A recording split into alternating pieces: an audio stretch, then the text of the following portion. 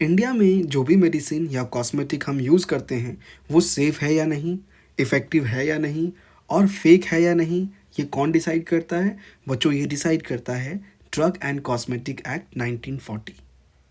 और अगर आप लोग ड्रग इंस्पेक्टर की तैयारी कर रहे हो, चाहे वो यूपीएससी हो या स्टेट के लिए बीपीएससी, यूपीपीएससी या कोई भी स्टेट ड्रग इंस्पेक्टर की तैयारी कर रहे हो, तो ये एक्ट आप लोगों के लिए एक बैकबोन का काम करेगा। तो चलिए इस एक्ट को समझते हैं डिटेल में। तो ड्रग एंड कॉस्मेटिक एक्ट 1940।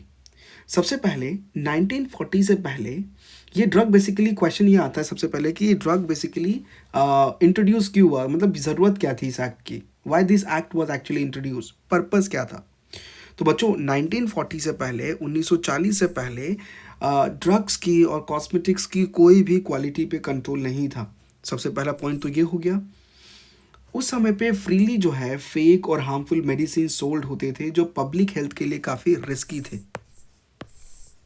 तो इसलिए इस प्रॉब्लम को सॉल्व करने के लिए ये act, drug and cosmetic act 1940 लेकर आया गया। अब ये चीज़ ध्यान रखना, ड्रग एंड कॉस्मेटिक एक्ट आया तो 1940 में था, लेकिन इसके जो रूल्स थे वो 1945 में आए थे। ड्रग एंड कॉस्मेटिक एक्ट कब आया था? 1940 में, बट रूल्स जो है वो आया था बच्चों 1945 में। अब इस एक्ट का मेन ऑब्जेक्टिव क्या था, उद्देश्य क्या था, ये चीज़ ध्यान रखते हैं। तो जो मेन ऑब्जेक्टिव था इस एक्ट का वो था कि ड्रग्स के और कॉस्मेटिक की क्वालिटी को इंश्योर करना। तो सबसे पहला तो क्वालिटी, और उसके साथ अगर क्वालिटी इंश्योर है तो सेफ्टी भी रहेगी।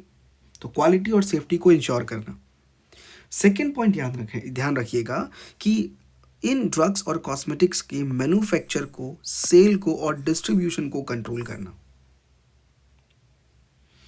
कि भाई जो मेडिसिन है उसकी क्वालिटी अच्छी होनी चाहिए, सेफ्टी होना चाहिए, पब्लिक हेल्थ के लिए वो अच्छा होना चाहिए, राइट। ड्रग जो है सब स्टैंडर्ड या अडल्टर्ड या स्पूरियस ड्रग नहीं होना चाहिए, उसको रोकना।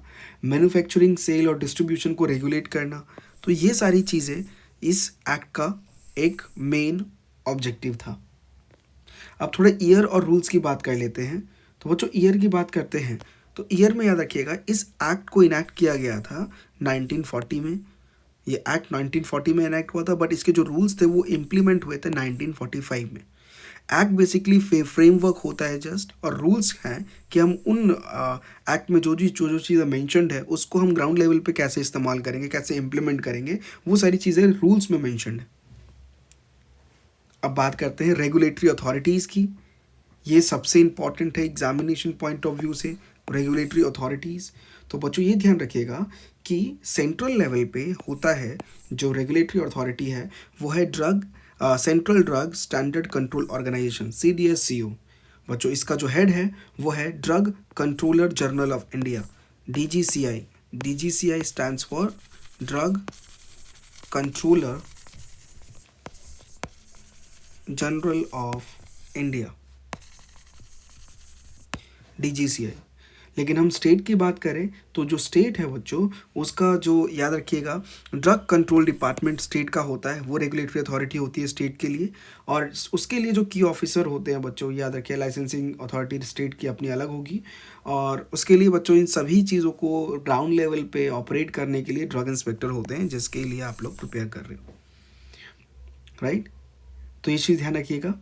यहाँ पर जैसे यूपीपीएससी की बात कर रहे हैं तो यूपीपीएससी का जो ड्रग इंस्पेक्टर होगा वो स्टेट अथॉरिटी रूल के अंडर आएगा, राइट। अब बात करते हैं स्ट्रक्चर जो है इस एक्ट का, जो ड्रग एंड कॉस्मेटिक एक्ट 1940 है, इसके स्ट्रक्चर की बात करते हैं।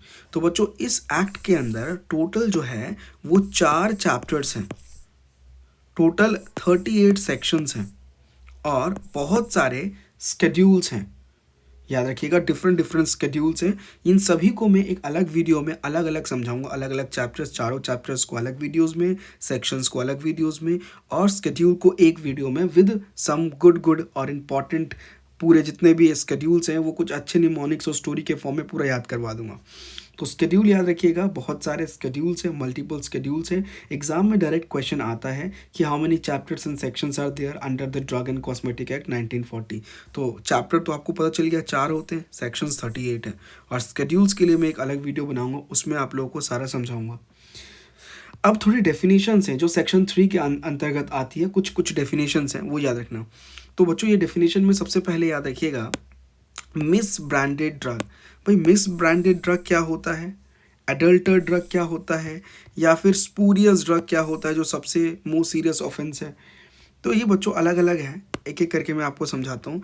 सबसे पहले हम बात करते हैं मिस ब्रांडेड ड्रग की। तो मिस ब्रांडेड ड्रग वो ड्रग होता है जिसमें लेबलिंग गलत है, जिसमें लेबल गलत हो, या फिर फॉल्स क्लेम हो, उसमें जो चीज़ लिखी हुई हो लेकिन वो चीज़ ना हो, है ना, तो फॉल्स क्लेम हो उस ड्रग का, या फिर कलर जो है वो मिसलीडिंग हो।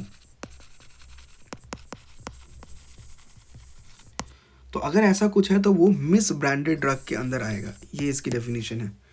लेकिन अडल्टेड ड्रग क्या होता है, अडल्टेड ड्रग वो ड्रग होते हैं जिसमें हार्मफुल सब्सटेंस मिक्स होता है, जिसमें हार्मफुल सब्सटेंस मिक्स होता है, या फिर वो ड्रग जो है अनहाइजीनिक और अनसैनिटरी कंडीशंस में बना हुआ हो, अनसैनिटरी कंडीशंस में वो ड्रग बना है, राइट, तो उसको हम रखेंगे अडल्टेड ड्रग के अंदर। लेकिन तीसरा जो कैटेगरी है स्पूरियस ड्रग, ये क्या होता है, मोस्ट डेंजरस ड्रग है, एक कैटेगरी है इन तीनों में। स्पूरियस ड्रग वो ड्रग होता है जिसमें मैन्युफैक्चर का नाम ही गलत हो। तो सबसे पहले फॉल्स मैन्युफैक्चरर नेम, जो मैन्युफैक्चरर नेम होता है वही गलत है, राइट, या फिर किसी पॉपुलर ब्रांड की नकल की हो, इमिटेट किया हो। तो इमिटेशन ऑफ पॉपुलर ब्रांड, जैसे आप लोगों ने देखा होगा पानी की जो बॉटल होती है बिसलेरी, उसके अलग अलग बहुत सारे ऐसे इमिटेट करके उसी मेन ब्रांड को अलग अलग तरीके से बेचा जाता है।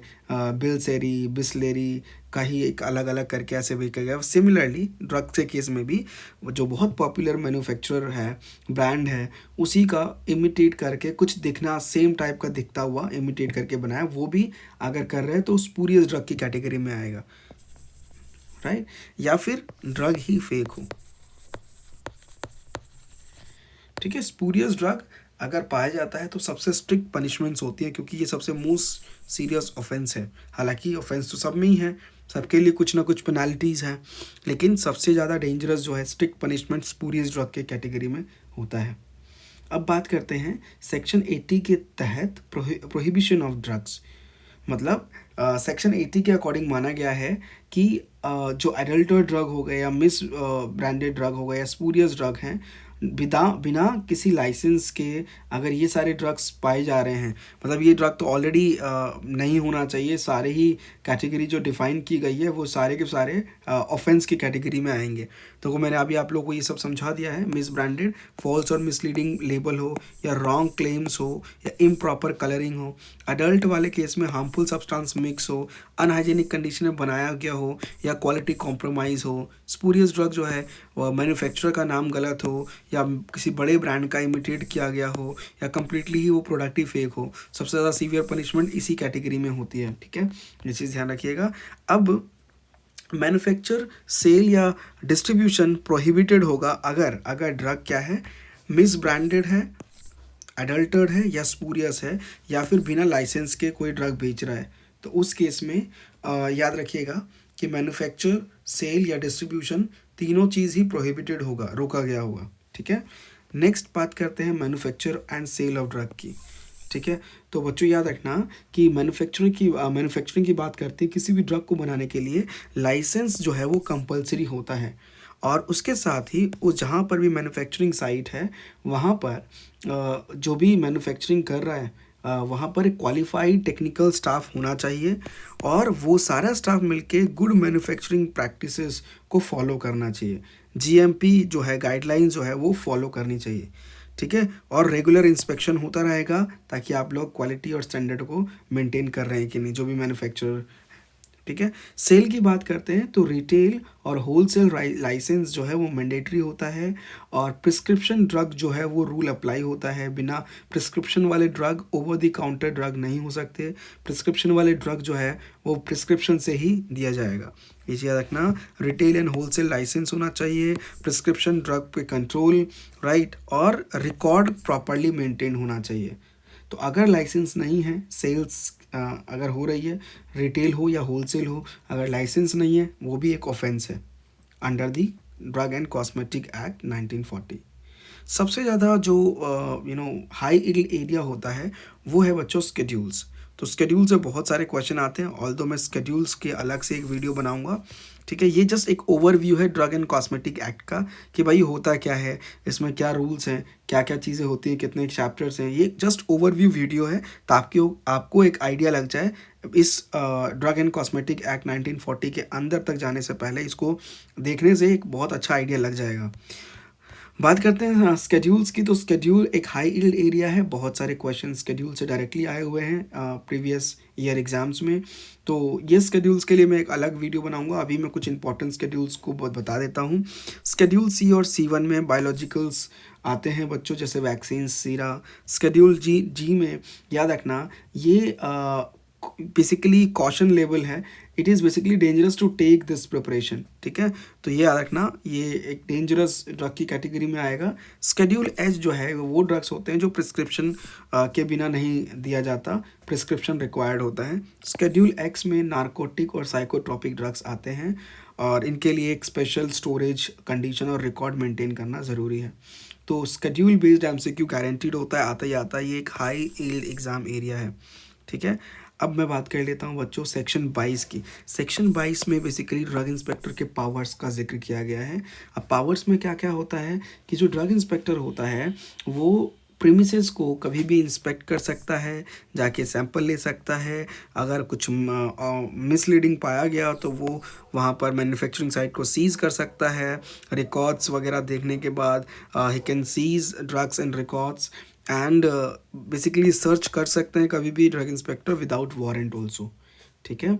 और ड्यूटीज़ की बात की जाए तो याद रखना, क्वालिटी चेक इंश्योर करना, लीगल कम रूल्स सारे अप्लाई हो रहे हैं, लीगल कंप्लाइंस हो, फेक ड्रग्स को प्रिवेंट करना, एडल्टर्ड, मिस ब्रांडेड और स्पूरियस ड्रग को प्रिवेंट करना, पब्लिक हेल्थ को प्रोटेक्ट करना और रिपोर्ट करना कहीं भी वायलेशंस हो रहा है। अगर इनकी इन रूल्स के के थ्रू कोई भी चीज़ नहीं हो रही है तो उसको बेसिकली रिपोर्ट करना। तो ये चीज़, ये सारे डायरेक्टली आते हैं बच्चों रूल्स एंड ड्यूटीज़ और powers of drug inspector under section 22, ठीक है। पेनल्टीज़ और पनिशमेंट्स की बात कर लेते हैं। तो बच्चों यहाँ पर एडल्टर्ड और स्पूरियस ड्रग होता है तो उसमें इम्प्रिजनमेंट होता है, जेल हो सकती है, हैवी फाइन हो सकता है एंड इवन कैंसिलेशन हो सकता है लाइसेंस की। ऑल्दो हर एक टॉपिक को मैं डिटेल में, अभी जस्ट एक ओवरव्यू है तो I am just explaining you, ये सारा ओवरव्यू दे रहा हूँ ताकि आपको एक आइडिया लग जाए। तो एडल्टर्ड अगर और स्पूरियस ड्रग के केसेस होते हैं तो उस केस में इम्प्रिजनमेंट हो सकता है, हैवी फाइन लग सकता है, और अगर माइनर ऑफेंसेस होते हैं तो कुछ फ़ाइन या वार्निंग दिया जा सकता है, ठीक है। ये चीज़ ध्यान रखिएगा। ड्रग एंड कॉस्मेटिक रूल 1945 यहाँ पर जो बेसिकली ये जो मैंने अभी आपको एक्ट बताया था, एक्ट की सारी चीज़ें बताई थी, रूल्स में बेसिकली एक्सप्लेन किया गया है कि लाइसेंस पाने के लिए प्रोसीजर क्या होता है, फॉर्म्स क्या क्या होते हैं अलग अलग 20, 21, 25 एक्सेट्रा, लेबलिंग के रूल्स है ना, और स्टोरेज के कंडीशंस।